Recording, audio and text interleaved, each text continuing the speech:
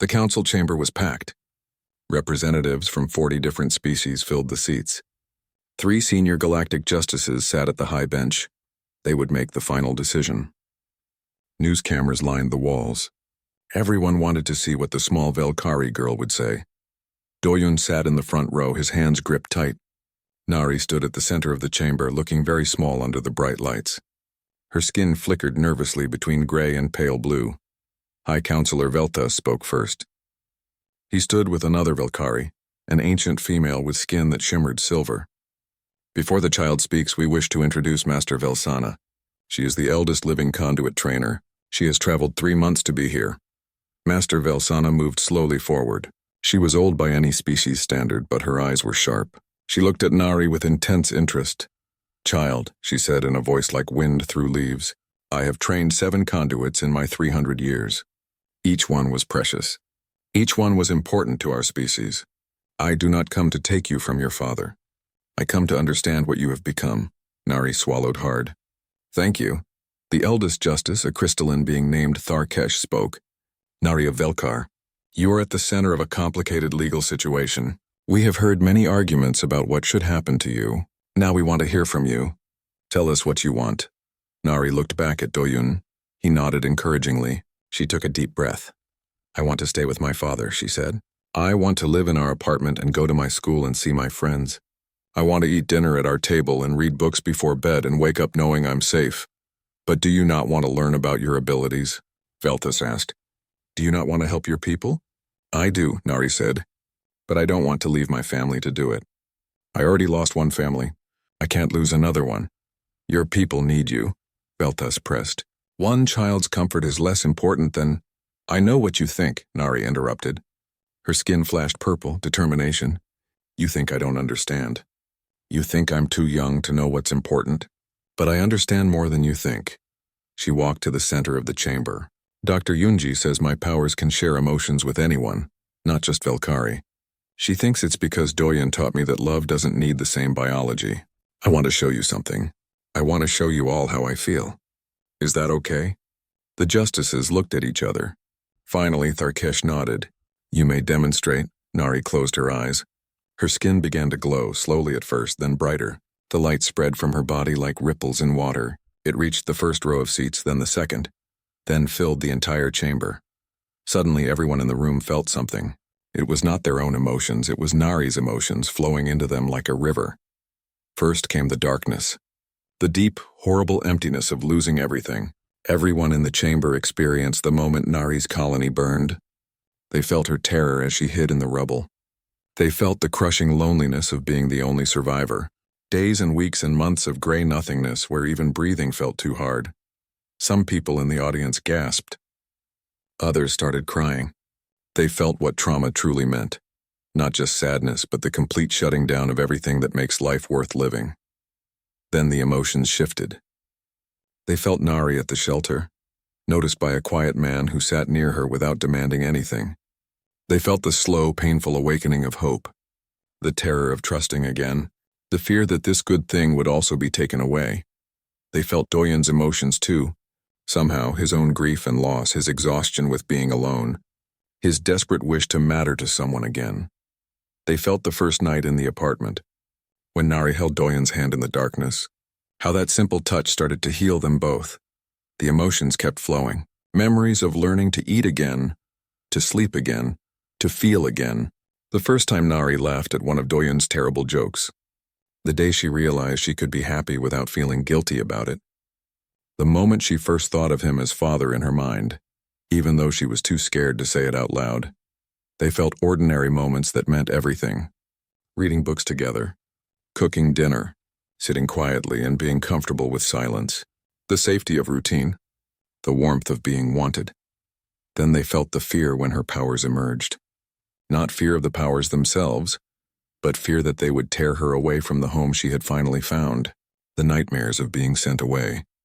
The desperate wish to just be normal, to just be a kid, to just be loved.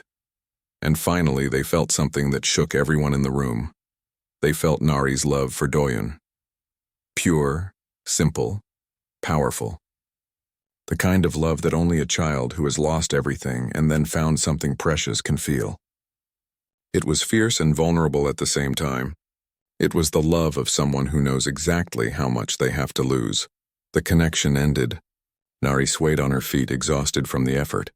Doyen jumped up and caught her before she fell. He held her close as her skin faded back to normal colors. The chamber was completely silent. Several people were openly weeping, regardless of their species. The tough security officer, Tae-hyun, wiped his eyes. Ambassador Youngmi covered her face with her hands. Master Velsana was crying too, silver tears down her shimmering face. She stood up slowly and walked to the center of the chamber. Her voice shook when she spoke. In 300 years of training conduits, I taught them to share emotion within our species. I taught them control, precision, and duty. She looked at Nari with wonder. This child just taught me something I never learned. She taught me that the boundaries we believed were absolute are actually just walls we built ourselves. She turned to the justices. I came here ready to take this child to the monastery, to train her in the old ways. But now I understand she is not just a Velkari conduit. She is something entirely new. And the reason is standing right there, holding her. Master Velsana pointed at Doyen. Humans bond emotionally across species in ways most of us cannot. They see family where others see aliens. They love without limits. This child learned that from him. She evolved beyond what our species thought possible, because a human showed her a different way to exist. High Counselor Velta stood up, his skin flashing colors of confusion and frustration. Master Velsana, you cannot seriously suggest, and I seriously suggest we were wrong, the old trainer said firmly. We came here thinking we knew what was best for our species. But we were thinking about the past, about preserving what we were. This child represents something better. A future where species barriers mean less, where love crosses biological lines, where healing and connection matter more than tradition. Ambassador Youngmi stood up too. High Counselor, I have served as liaison between humans and Velkari for 15 years. I have always supported our people's interests. But Master Velsana is right. We cannot claim to know what's best for Nari when we do not truly know her. That human knows her. He saved her. He earned the right to be her father. Velthus looked around the room. Other members of his delegation were looking uncertain. The emotional experience had changed something in all of them. We came here to reclaim our property, he said slowly. But she is not property. She is a person, a child, and we have been treating her like a symbol instead of a living being. He sat down heavily. I withdraw our petition. The Velkari Remnant Council will not seek to override the adoption. The chamber erupted in noise. People talking, crying, arguing, celebrating. The justices called for order. Finally, Justice Tharkesh spoke. Based on all testimony and evidence, including the extraordinary demonstration we just witnessed, this council rules that the adoption stands. Nari will remain with her adoptive father, Doyun of Earth. Doyun felt tears streaming down his face. Nari hugged him tight, her skin glowing brilliant gold. Joy and relief and love all mixed together. However, the justice continued, we also recognize that Nari's abilities are important and should be developed. Master Velsana has offered to relocate to this station to provide training 3 times per week. These sessions will include students from multiple species, as Nari's unique abilities may benefit all of galactic society. Master Velsana nodded. I will stay for as long as I'm needed. Teaching this child is the most important work I will do in my lifetime. The ruling was final. The crowd in the chamber slowly dispersed. News cameras captured everything. Within hours, the story would spread across the galaxy. The human who fought for his adopted alien daughter and won. But Doyen did not care about any of that. He just held Nari close, feeling her heartbeat, grateful beyond words. Dr. Yunji approached them with a smile. That was the most incredible thing I've ever witnessed. You showed them something most species never learn. What's that? Doyen asked. That love is not about biology or destiny or duty. It's about choice. About showing up every single day for someone, even when it's hard. About healing together. She looked at Nari. You're going to change the galaxy, little one. But more importantly, you already changed each other. That evening, Doyun and Nari went home to their apartment. Everything looked the same, but somehow different. The fear that had hung over them for weeks was finally gone. We won, Nari said, still not quite believing it. We did, Doyun agreed. What happens now? Now? Doyen smiled. Now you do your homework. Then we eat dinner. Then maybe we read a book. Just like always. The news spread across the galaxy fast. Within a week, every major news station was talking about the human who adopted a Velkari conduit. Some called Doyen a hero. Others called him selfish. Everyone had an opinion. Doyen tried to keep life normal for Nari, but it was impossible. Reporters waited outside their apartment. People stared at them when they walked through the station. Nari's school had to hire extra security. I'm sorry, Nari said one evening. This is all because of me. No, Doyen said firmly. This is because other people are making this into something bigger than it needs to be. You didn't ask for any of this. Station Administrator Jiho called an emergency council meeting. Representatives from Earth, the Velkari Remnant Council, and several neutral species gathered to decide Nari's future. Doyen was required to attend. The meeting room was huge and intimidating. Doyen sat at a small table with a lawyer the station provided. Across from him, the Velkari delegation had 6 lawyers and 3 cultural experts. High Counselor Veltha spoke first. The facts are simple. By Velkari law, which predates current Galactic Council rules, all conduits must be trained at the sacred monastery. This law has stood for 3,000 years. It is not negotiable. The Velkari cultural expert, an old female named Velkana, stood up. Conduits are not just individuals. They are living treasures. They connect our people across space and time. To deny us this child is to deny us our future. Earth's representative, Ambassador Hyunwoo, argued back. The adoption was legal under station law, human law, and current Galactic Council regulations.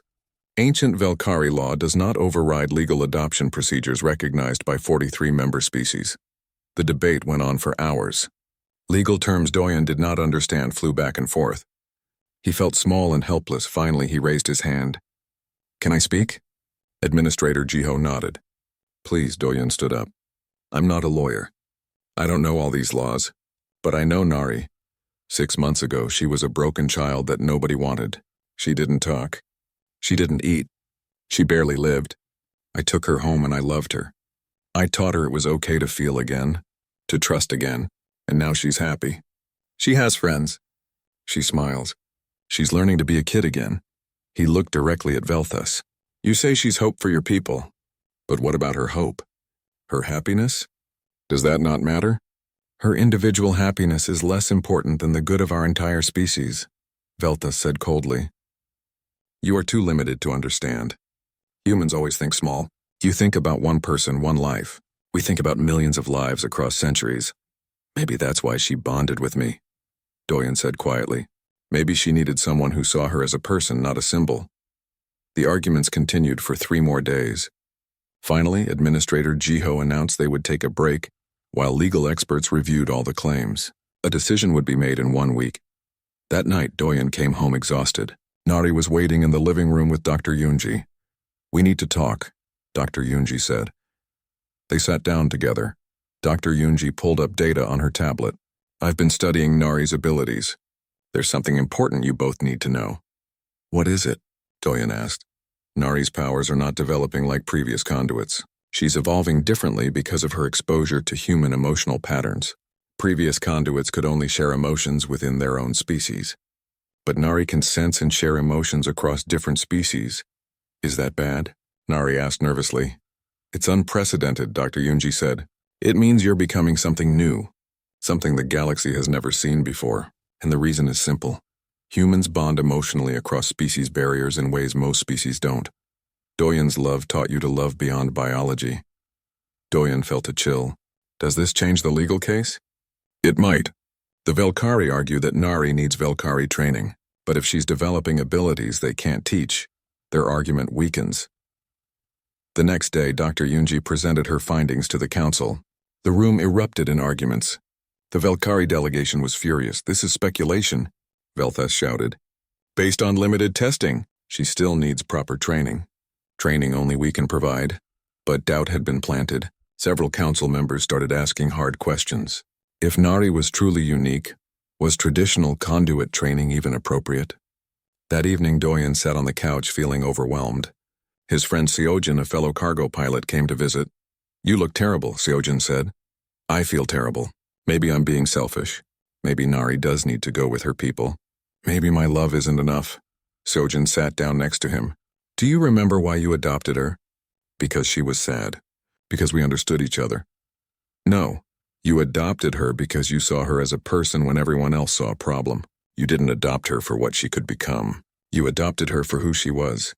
But what if I'm limiting her? What if she could do amazing things with proper training? Or what if forcing her into that life breaks her again? Sojin countered. She's 7 years old. She's been through trauma.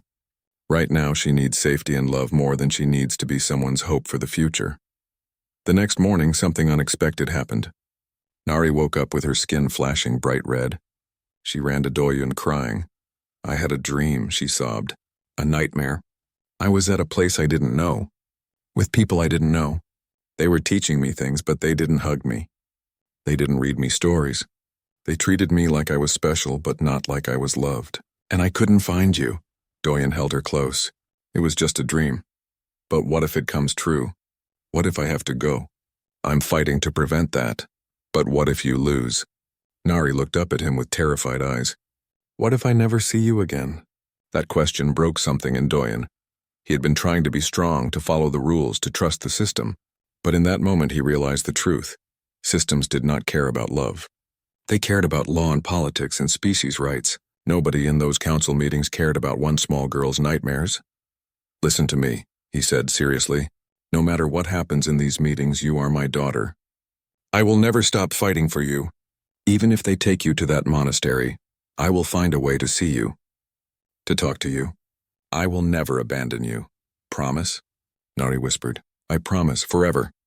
Later that day, the Velkari delegation made a new offer. Ambassador Youngmi delivered it personally. High Counselor Velthus has agreed to a compromise.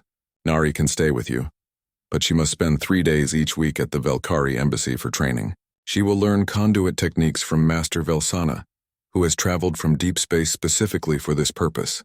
And if we refuse? Doyun asked. Then the Velkari will petition the Galactic Council to override the adoption completely. The council is divided, but the Velkari have powerful allies. You might lose everything. Doyun looked at Nari. What do you want? Nari was quiet for a long time. I want to stay with you. If training 3 days a week means I can stay, then I'll do it. You don't have to. Yes, I do, Nari said. Her skin shifted to determined purple.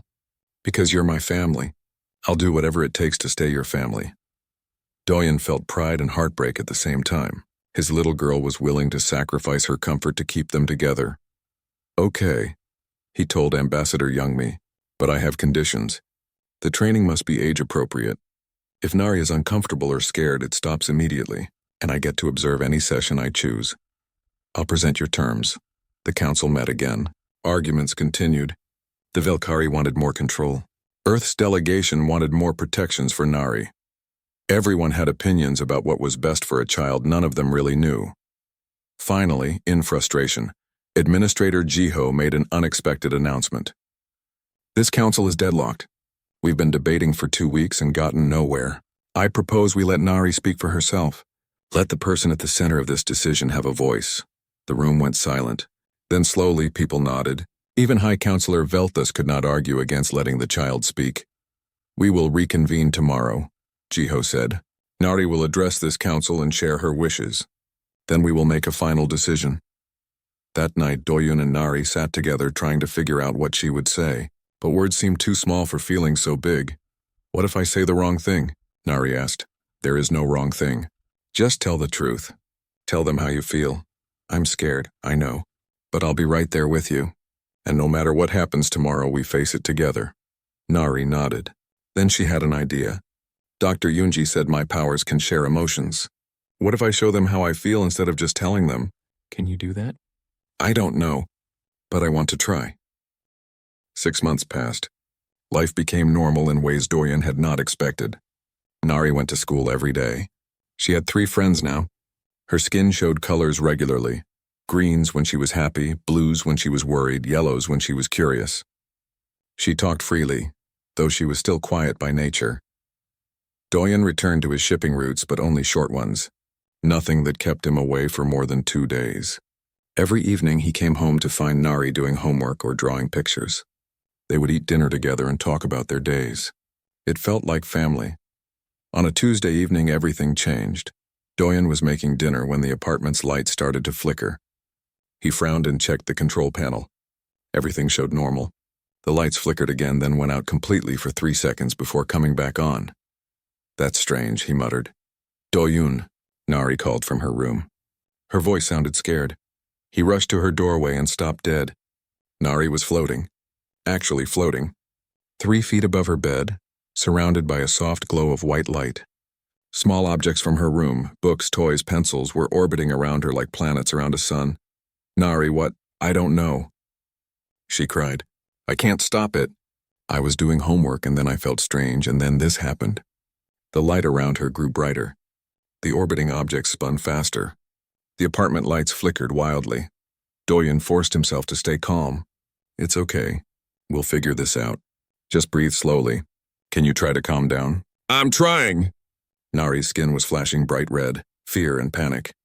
The light around her pulsed in response. Doyen's communication device beeped. He pulled it out. A message from station security. "Attention residential sector. Please remain in your quarters. We are investigating unusual energy readings." The readings were coming from his apartment. He knew it. There was a loud knock on the door. "Station security. Please open the door." Doyen looked at Nari, still floating and glowing. "I have to let them in." "It'll be okay." He opened the door. Security Officer Tae-hyun stood there with 3 other officers, all holding scanning devices. "We traced the energy source to this." He stopped when he saw past Doyen into Nari's room. "What in the galaxy?" "Please don't hurt her," Doyen said quickly. "She's just scared. She doesn't know what's happening." Tae-hyun slowly stepped inside, his eyes wide. "I'm not going to hurt anyone. But we need to call the medical team, and probably the science division." Within an hour, Doyen's apartment was full of people. Dr. Yoonji arrived first, followed by Dr. Minjae, the station's chief xenobiologist. They convinced Nari to come down from floating, but the light around her did not completely fade. "This is impossible," Dr. Minjae kept saying. "This is completely impossible." "What is it?" Doyen demanded. "What's wrong with her?" "Nothing is wrong," Dr. Yoonji said softly. "Something is very, very right. But we need to run tests." "Is that okay, Nari?" Nari looked at Doyen. He nodded. "I'll be with you the whole time." They moved to the medical center. For 3 hours, doctors ran scans and tests. Nari sat on an exam table, her skin flickering nervously while Doyen held her hand. Finally, Dr. Yoonji and Dr. Minjae came back with results. "Nari is a conduit," Dr. Yoonji said. "What does that mean?" Doyen asked. Dr. Minjae pulled up information on a screen. "Velkari have latent psionic abilities. Most never develop them. But in extremely rare cases, about 1 in 10 million, a Velkari child becomes what they call a conduit. Someone who can manifest mental and emotional powers in physical ways. The last known conduit was documented over 200 years ago," Dr. Yoonji added. "She became a legendary peacekeeper. She could share emotions across entire populations. She prevented 3 wars by making people feel each other's pain and joy." Doyen looked at Nari, who seemed very small on the large exam table. "But why now? Why didn't this happen at the shelter?" "That's the interesting part," Dr. Minjae said. "Conduit abilities only emerge under specific conditions. The child must experience extreme emotional resonance, a deep, genuine connection with someone. Usually their family, but Nari's birth family died. The trauma locked her abilities away. Until you," Dr. Yoonji said, looking at Doyen. "Your love and care created an environment where she felt safe enough for her true nature to emerge. You literally loved her into becoming what she was meant to be." Nari squeezed Doyen's hand. "Is it bad? Am I dangerous?" "No, sweetheart," Dr. Yoonji said quickly. "You're extraordinary, but you'll need training. These powers are strong, and right now they're responding to your emotions. We need to teach you control." Station Administrator Jiho called a private meeting the next day. He was a serious man who rarely smiled, but he looked concerned rather than angry. "This situation is complicated," he said. "Word has already spread through the station. By tomorrow, the whole sector will know. By next week, the Galactic Council will know." "What does that mean for Nari?" Doyen asked. "I don't know yet. But there are laws about individuals with dangerous abilities. And there are Velkari cultural laws about conduits. Her people may have a claim on her. She's my daughter, Doyen said firmly. I adopted her legally, I understand. But this is bigger than station law now. That night, Doyen tried to explain things to Nari. She sat on her bed, her skin dark with worry. Are they going to take me away? She asked. I won't let that happen, Doyen promised. But things might get difficult. Important people might want to meet you, ask you questions. Will you be brave? I'll try. But I'm scared. Me too, Doyen admitted. But we'll face it together. 3 days later, a Velkari ship arrived at the station. Doyen received a message that the Velkari Remnant Council wanted to meet with him. The council was what remained of Nari's species government after the wars destroyed their homeworld. The meeting took place in a formal conference room. On one side sat Ambassador Youngmi, a human who worked as a liaison between Earth and Velkari interests. Next to her was High Counselor Velthas, a tall Velkari with skin that shimmered like oil on water. Mr. Doyen, Velthas said through a translator, we are grateful for the care you have given this child. However, you must understand the significance of what has happened. I understand she's special, Doyen said. She is more than special. She is hope. Our species is scattered across the galaxy. We have no homeworld, no unity. A conduit could bring us together. She could be a leader, a symbol, a teacher for our people. She's 7 years old, Doyen said. She's 7 years old now. But conduits live long lives. With proper training, she could guide our species for centuries.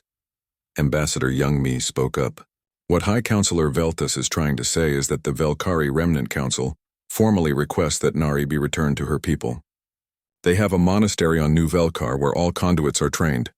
No, Doyen said immediately. Mr. Doyen, she is my daughter. I adopted her legally. She's happy here. She's healing here. Velthas's skin flashed orange, anger. You do not understand what you are keeping from us. Our people are dying out. Our culture is being lost. This child could save us. She's not a tool, Doyen said. She's a person. A child who lost everything. She deserves to have a childhood, not to be trained as some kind of weapon or symbol. We are not asking, Velthas said coldly. By Velkari law, all conduits belong to the temple. We will petition the Galactic Council to override your adoption and return her to us. Doyen stood up. Then I'll fight you. In every court, every hearing, every step of the way. She's my daughter. As he left the meeting, Ambassador Youngmi caught up with him in the hallway. Mr. Doyen, wait. I understand your feelings. I really do. But you need to know what you're up against. The Velkari have powerful allies. This will become a galactic incident. I don't care, Doyen said. Nari chose me. I chose her. That's all that matters. But in his heart, Doyen was terrified. He was just a cargo pilot. How could he fight an entire species government? How could he protect Nari from forces so much bigger than himself? That night he held Nari as she cried. She had heard about the meeting. She knew people wanted to take her away. I don't want to go, she sobbed. I don't remember that place. I don't know those people. You're my family now. I know, Doyen whispered. I know, and I'm going to do everything I can to keep you here. I promise, but promises felt very small against the weight of galactic law. The first night was harder than Doyen expected. Nari stood in the doorway of her new bedroom and would not move. She just stared at the bed, the small desk, the window showing the stars outside. It's okay, Doyen said. You can look around. This is your room. Nari did not move. After 20 minutes, Doyen realized she was afraid. Afraid of the new place. Afraid of being alone. Afraid of everything. Would you like to sleep in the living room instead? He asked. I can set up blankets on the couch. Nari nodded quickly. Doyen pulled cushions and blankets into the living room. He made a soft nest on the floor next to the couch. Nari crawled into it immediately and curled into a tight ball. I'll be right here on the couch, Doyen said.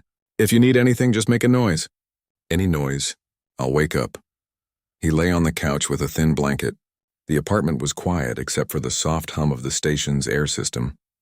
After an hour, he heard small sounds from the floor. Crying.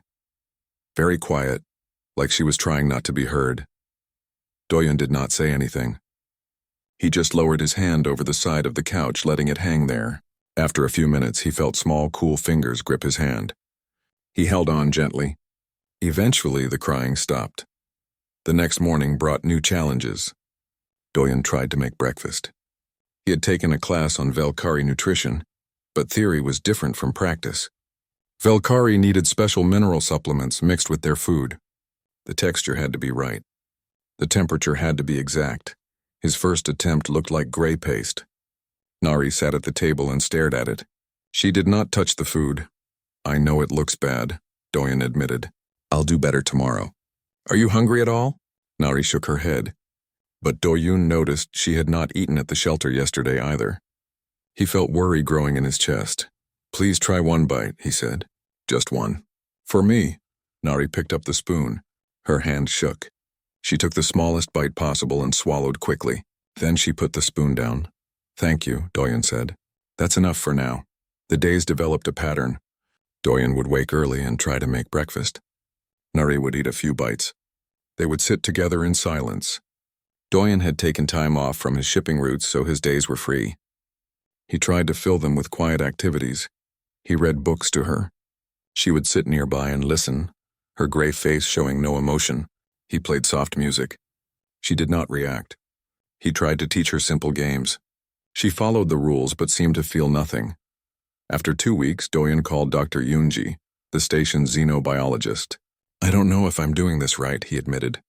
"She barely eats. She doesn't talk. She doesn't show any colors. Maybe I made a mistake. Maybe she needs professional help." Dr. Yunji came to visit that afternoon. She was a kind woman with gentle eyes.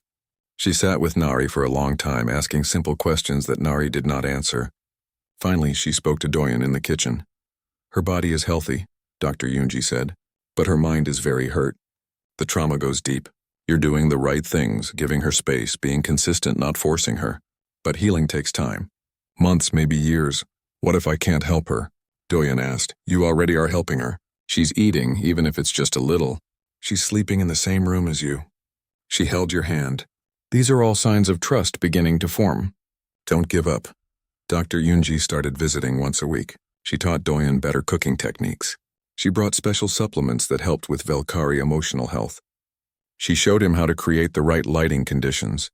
12 hours of complete darkness each night was essential for Velkari rest. Slowly, very slowly, things improved. After a month, Nari started eating full meals. After 6 weeks, she moved into her bedroom at night, though she kept the door open.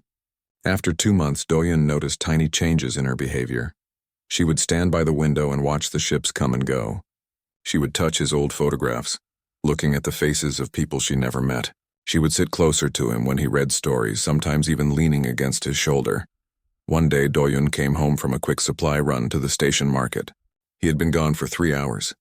When he walked through the door, he found something unexpected. His collection of old Earth photographs was spread across the table. He kept them in a box usually, memories of his old life. Nari had taken them all out and arranged them in a pattern. In the center, she had placed the photo of his daughter, Sumin. Nari stood nearby, watching him nervously. Her skin flickered with the faintest hint of blue light. Fear. She thought she had done something wrong. "It's okay," Doyen said quickly. "You didn't break any rules. I'm surprised." He walked to the table and picked up Sumin's photo. His daughter smiled at him from 8 years in the past. "This was my daughter. Her name was Sumin." Nari moved closer. She pointed at the photo, then at Doyen. Her meaning was clear. She saw the connection between them. "She was very kind," Doyen said. "Like you." She was quiet too. She liked books and drawing and looking at the stars. Nari stared at the photo for a long moment. Then she did something that shocked Doyen. She spoke. Her voice was rough from months of not talking, and she spoke slowly in Galactic Common, the language most species used. "She looks kind, like you." Doyen felt tears in his eyes. "You can talk." "Yes," Nari whispered. "I just did not want to." Talking hurt, and now? Still hurts, but less hurt. "Because you are kind." Doyen knelt down to her level. "You can talk whenever you want. Or never talk. I don't mind either way. I'm just happy you're here." Nari reached out and touched his face like she was checking if he was real. "Why did you take me?" "Nobody wanted me. I am broken." "You're not broken," Doyen said firmly. "You're hurt. That's different. And I took you because we understood each other. Because everyone deserves someone who cares. Because I needed you as much as you needed me." Nari's skin flickered again. This time, a soft yellow mixed with the blue, sadness and something else. Something that might have been hope. From that day, everything changed. Nari started talking more. Just a few words at first, then simple sentences. She asked questions about the station, about Earth, about everything. Her curiosity was slowly waking up. Doyen enrolled her in the station school for refugee children. The first day was hard. Nari clung to his hand and her skin went dark gray again. But the teacher, a patient woman named Soman, was experienced with traumatized children. "We'll go slow," Soman promised. "She can sit in the back and just watch for the first week. No pressure." By the end of the first week, Nari was participating in one activity. By the end of the month, she had made a friend, a shy Krintal boy who was also learning to trust again. 3 months after adoption, Doyen received a message from Hyejin at the shelter. Other families who had adopted refugee children were struggling. Would Doyen be willing to talk to them, share what worked for him? Doyen agreed. He started attending monthly meetings for adoptive parents. He shared his experiences, the failures, the small victories, the importance of patience. He told them that healing was not linear. There would be good days and bad days. But consistency and love mattered more than doing everything perfectly. One evening, Doyen and Nari sat together on the couch. She was looking at a picture book from Earth, her skin glowing soft green. Content. Happy. "Doyen," she said quietly. "Yes? Thank you for not giving up on me." Doyen pulled her close. "Never. Not ever." Nari's skin brightened to a warm yellow-green. For the first time since her colony died, she felt something other than pain. She felt safe. She felt wanted. She felt home. Neither of them knew what was coming. Neither of them understood that Nari was becoming something the galaxy had not seen in centuries. For now, they were just a man and a girl learning to be a family, and that was enough. Doyen walked through the glass doors of the Interspecies Adoption Center for the 4th time that month. The building smelled like recycled air and too many different species living in one place. He signed his name on the volunteer sheet and put on his visitor badge. "Back again?" Hyejin asked from behind the front desk. She was the coordinator who ran the shelter. "You know, Doyen, you spend more time here than some of our paid staff." Doyen shrugged. "I have the time. My shipping routes are light this month." That was partly true. The real truth was harder to say out loud. 5 years ago, his wife and daughter died when Centauri Station exploded. Since then, his apartment felt too quiet. Work filled his days, but the evenings were the worst. Volunteering at the shelter gave him something to do. Something that felt useful. "We got 3 new kids yesterday," Hyejin said. 2 Krintal siblings and 1 Velkari girl. "The Krintal boys are in the play area if you want to help with afternoon activities." Doyen nodded and walked toward the common room. The shelter was always full these days. The wars in the Outer Rim created thousands of refugees every month. Most were children who lost their families. Different species, different worlds, but all carrying the same kind of sadness. The common room had bright walls and lots of toys. Station designers thought cheerful colors would help the children feel better. It did not work very well. About 20 children sat in small groups. Some played games. Others just stared at nothing. Doyen helped a young Krintal boy stack blocks for a while. The boy did not talk much, but he seemed to enjoy the simple activity. After an hour, Doyen stood up to stretch his legs. That was when he saw her. In the far corner of the room, a small figure sat alone. She was pressed against the wall with her knees pulled up to her chest. Her skin was dull gray, almost lifeless. Doyen knew enough about aliens to recognize a Velkari child. Their skin usually glowed with colors that showed their feelings. This girl showed nothing. He walked over to Hyejin, who was organizing art supplies. "That girl in the corner, the Velkari. Is she okay?" Hyejin looked up and sighed. "That's the new one I mentioned. We call her 7-3 because we don't know her real name. She hasn't spoken since she arrived 3 months ago." 3 months? I thought you said she came yesterday. No, she came to us 3 months ago. She just got transferred here yesterday from the medical wing. The doctors could not find anything physically wrong with her. They think it's trauma. Hyejin put down the supplies. Her whole colony was destroyed. She was the only survivor they found. Doyen felt something twist in his chest. He looked back at the small gray figure. "Has anyone tried to adopt her?" 73 families have met her. No one wanted to take her home. Hyejin spoke softly. "Velkari children are difficult even when they're healthy. They need special food, special light conditions, and they're very sensitive to emotions. A child this damaged? Most people don't want the challenge. Can I meet her? Hijin looked surprised. You want to adopt? Maybe, I don't know yet. Can I just meet her first? Of course. Just be gentle. She gets scared easily. Doyon walked slowly toward the corner. He stopped a few feet away and sat down on the floor. He did not try to get closer. He just sat there giving her space. Hello, he said quietly. My name is Doyon. I'm a volunteer here. The girl did not move. She did not look at him. I'm not very good at this, Doyon continued. I haven't talked to children much in a long time. But I wanted to say hi. You don't have to talk back if you don't want to. Still nothing. Doyon sat in silence for a few minutes. He did not force conversation. He just existed near her, letting her get used to his presence. I lost my family too, he finally said, 5 years ago. My wife's name was Jiwon. My daughter was Sumin. She was 8 years old. There was an accident at the station where we lived. I was away on a shipping run. I came home and they were gone. The girl's head moved slightly, just a tiny turn toward him. Progress. It was very hard, Doyon said. It's still hard sometimes. The sadness doesn't go away completely, but it gets different. Less sharp. More like a dull ache instead of a knife. He stood up slowly. I'll be here next weekend too. If you want to sit quietly together again, I'd like that. If you don't want me around, that's okay too. Doyon came back the next weekend, and the weekend after that. Each time he sat near the gray girl. Sometimes he talked. Sometimes he just sat in silence. After the 4th visit, she shifted a little closer to him. After the 6th visit, she leaned slightly against his leg. On the 8th visit, Doyon brought a book. It had pictures of Earth and simple stories. He read out loud, not really expecting her to care. But halfway through the 2nd story, he felt her move closer. She was looking at the pictures. Do you like the stories? He asked. For the first time, she nodded. Just a small movement, but it was something. That evening, Doyon stayed late to talk to Hijin. I want to start the adoption process. Hijin looked concerned. Doyon, are you sure? Valkyrie children are very difficult, and this one has special needs. The trauma, the silence, the care requirements, it's a huge commitment. I know. You'll need to take classes, learn about Valkyrie biology, modify your apartment. The process takes at least 3 months. I understand. Why? Hijin asked. Why this child? You could adopt a human child, or a species that's easier to care for.